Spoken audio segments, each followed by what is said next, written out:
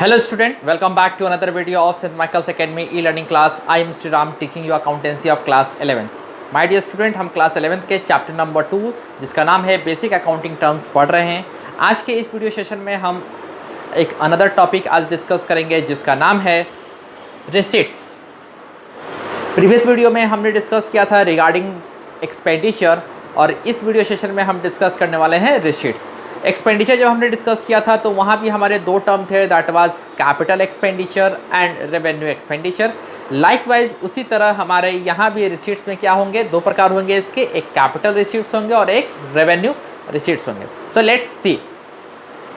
Receipt is the amount received और receivable for selling assets, goods और services. Receipts क्या होता है? रिसीट्स मीन्स जो भी अमाउंट रिसीव्ड हम करते हैं, हम in the sense business organisation. Receipt is the amount received और रिसीवेबल, जो रिसीव्ड हो चुका हो या जो रिसीव होने वाला हो हमारे बिजनेस के द्वारा। वो कैसे हो सकते हैं? फॉर सेलिंग असेट्स, हमारे बिजनेस के कोई भी असेट्स को जब हम सेल करते हैं तो उससे भी हमें जो प्राप्त होता है उसे हम रिसीट्स बोलते हैं। और गुड्स और सर्विसेज, जो हमारा गुड्स और सर्विसेज होता है, जो कि हमारा एक्टिविटी है बिजनेस ऑर्गेनाइजेशन का, वो जब हम करते हैं, वो जब हम एक्टिविटी परफॉर्म करते हैं तो उससे जो भी पैसा हमें प्राप्त होता है उसे हम क्या बोलते हैं? रिसीट्स बोलते हैं। ओके, सो ये जो रिसीट्स है, ये रिसीट्स को हम जब क्लासीफाई करते हैं तो it is classify into two group, that is capital receipts and revenue receipts. My dear students, जब बिजनेस में सपोज करते हैं, हमने रिसीट्स का मतलब बताया, इट मीन्स बिजनेस में पैसा आना, that is the inflow of cash in our business. So inflow of cash in our business वो कई प्रकार से हो सकते हैं।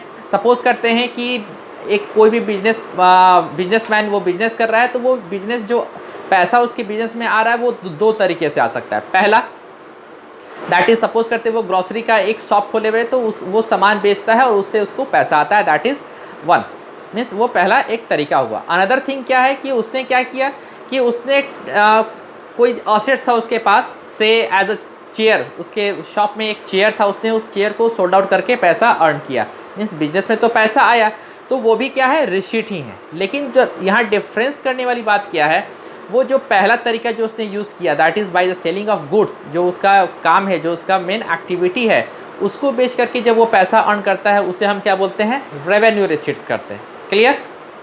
ऑन द अदर हैंड, जो उसने जो चेयर था उसके बिजनेस का, उस चेयर को उसने क्या किया? सोल्ड आउट कर दिया और उससे जो उसे पैसा प्राप्त हुआ, that is capital receipts. Okay, so both these receipts जो है वो बिजनेस में ही पैसा आया, लेकिन दोनों को हम क्या करते हैं? अलग अलग डिस्टिंगाइज करते हैं। Clear? So now let's see capital receipts क्या होते हैं। कैपिटल रिसीट्स वैसे रिसीट्स को हम बोलते हैं जो बिजनेस में पैसा तो आता है, बट वो क्या होता है? नॉन रेकरिंग नेचर का होता है। Non recurring nature in the sense वो अगेन एंड अगेन उस टास्क को नहीं परफॉर्म किए जा सकते हैं। For example, let's see an example. Suppose यहाँ पे हमने एक एग्जाम्पल दिया, सेल ऑफ मशीनरी। बिजनेस ने क्या किया? एक मशीन को बेचा। मशीन जो एक बिजनेस ऑर्गेनाइजेशन के पास था उसे उसने बेच दिया और उससे उसे पैसा आया, दैट इज 1.50, 1.5 लाख रुपए उसे प्राप्त हुआ। तो ये भी उसके लिए क्या है? रिसीट ही है, लेकिन ये कौन सा रिसीट होगा? कैपिटल रिसीट्स होगा। बिजनेस ऑर्गेनाइजेशन बार बार वो अपना मशीन नहीं बेचेगा, so that's why it is non recurring. पहला चीज क्लियर हुआ। सेकेंड चीज, इसी चीज़ को हम समझते हैं कैपिटल रिसीट्स में क्या होता है। कैपिटल रिसीट्स का एक सबसे बड़ा और हम नेचर याद रखेंगे क्या? ये हमारे असेट्स को डिक्रीज़ कर देता है। ये हमारे असेट्स को डिक्रीज़ करता है। सपोज इसी एग्जांपल को लेते हैं। सपोज जो हमारे पास मशीन था, दैट वाज ऑफ 5 लाख। जो हमारा मशीन था total, that was of 5 lakh. Out of this 5 lakh ये 150 का हमने क्या कर दिया है? बेच दिया है। तो जब हम इसमें से इसे माइनस करेंगे, that is 350। It means earlier जो हमारे पास असेट था, सेम मशीन, वो कितने का था? 5 लाख उसकी कॉस्टिंग थी, 5 लाख, बट नाउ अब कितने का रह गया? Only 3,50,000। It means there is a decrease in the value of assets. तो ये भी हमारा एक नेचर होगा किसका? कैपिटल रिसीट्स का, कि जब हम कैपिटल रिसीट्स की बात करते हैं तो क्या करता है ये? एक तो ये पहला हमने क्या देखा है? It's a non recurring in nature. ये नॉन रेकरिंग, ये अगेन एंड अगेन इसे हम परफॉर्म नहीं करते हैं। अनदर थिंग हमने क्या देखा? That it reduces the assets. ये क्या करता है? हमारे असेट्स को रिड्यूस कर देता है।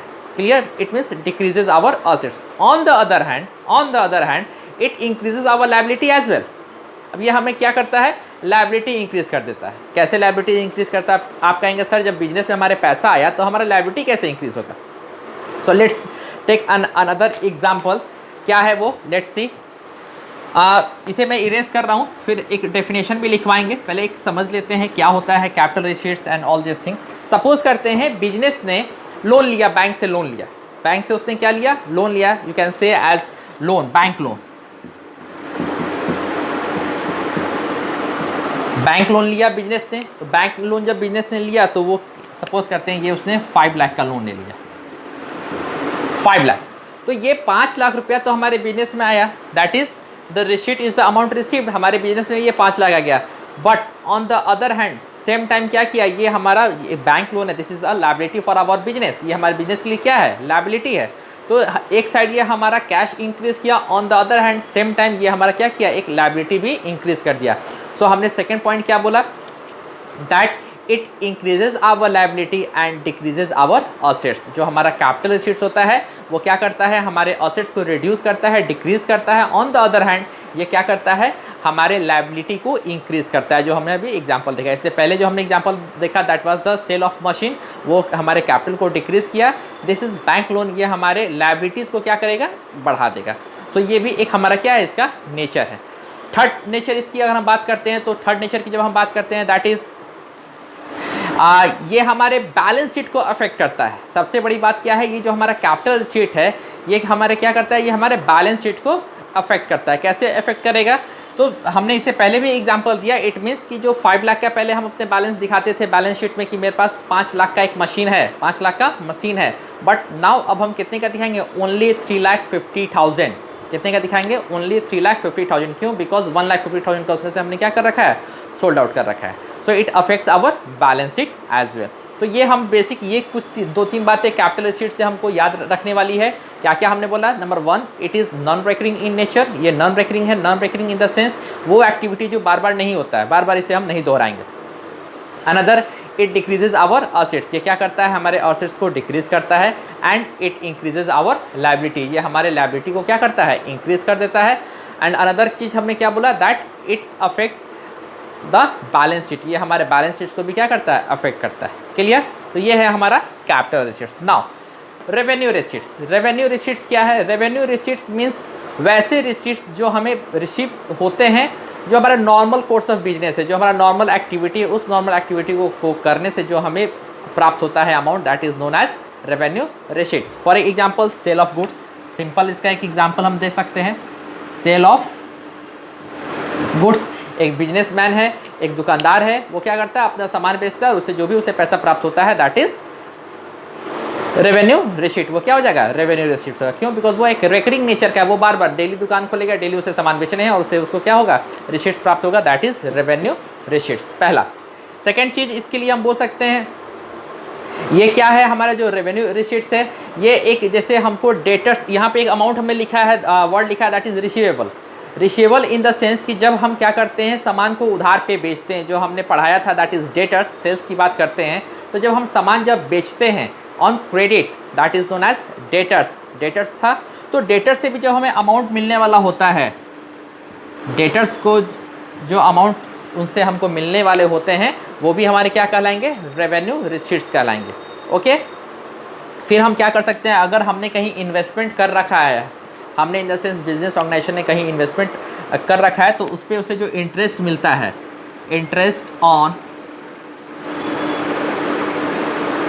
इन्वेस्टमेंट, ये भी हमारे क्या हो जाएंगे, रेवेन्यू रिसीट्स हो जाएंगे। ओके, सो रेवेन्यू रिसीट्स को हम कैसे डिफाइन करेंगे? रेवेन्यू रिसीट्स मीन्स वैसे रिसीट्स जो हमें प्राप्त होते हैं बिजनेस ऑर्गेनाइजेशन को, जो उसके डेली कोर्स ऑफ एक्शन में होते हैं, जो उसका डेली कोर्स ऑफ एक्शन है, बिजनेस जो उसका एक्टिविटी करता है, उससे जो भी उसे इनकम प्राप्त होता है, उससे हम क्या बोलते हैं, रेवेन्यू रिसीट्स बोलते हैं। ओके, सो अब हम इसका डेफिनेशन देखते हैं, definition of capital receipts and definition of revenue receipts, और उसमें फिर हम अपने एग्जाम्पल को देखेंगे और ये अपने टॉपिक को, आज के टॉपिक को हम क्या करेंगे, कवर अप करेंगे। Okay, now here we are having the definition of revenue receipts.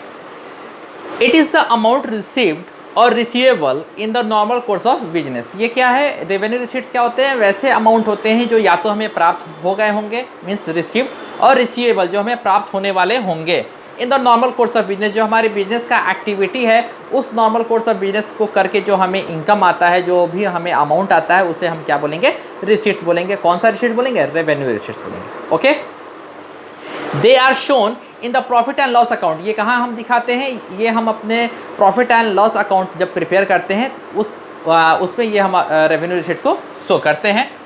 Examples, amount received और receivable against sale of goods और rendering of services.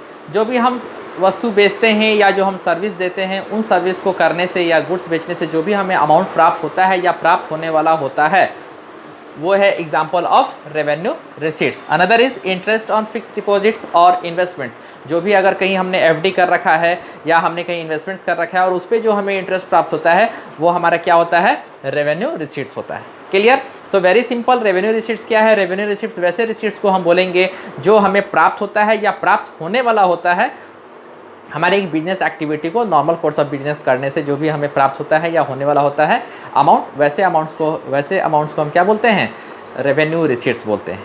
Now student, capital receipts. Capital receipts क्या होता है, it is the amount received और receivable against transactions which are not revenue in nature. Capital receipts क्या होंगे, capital receipts वैसे amount को हम बोलते हैं जो या तो हमें प्राप्त हो गया, बिजनेस को प्राप्त हो गया, या रिसीव्ड होने वाले हैं जो क्या है, रेवेन्यू नहीं है नेचर में। They are shown in the balance sheet. ये कहाँ दिखाए जाते हैं, they are shown in the balance sheet. क्यों, because it increases the liabilities and decreases our assets. Amount received और receivable from sale of machinery, building etcetera are the example of capital receipts. It means जो हमने machine बेच करके जो हमें प्राप्त हुआ, that is an example of capital receipt. Okay students, I hope आपको ये समझ में आया होगा।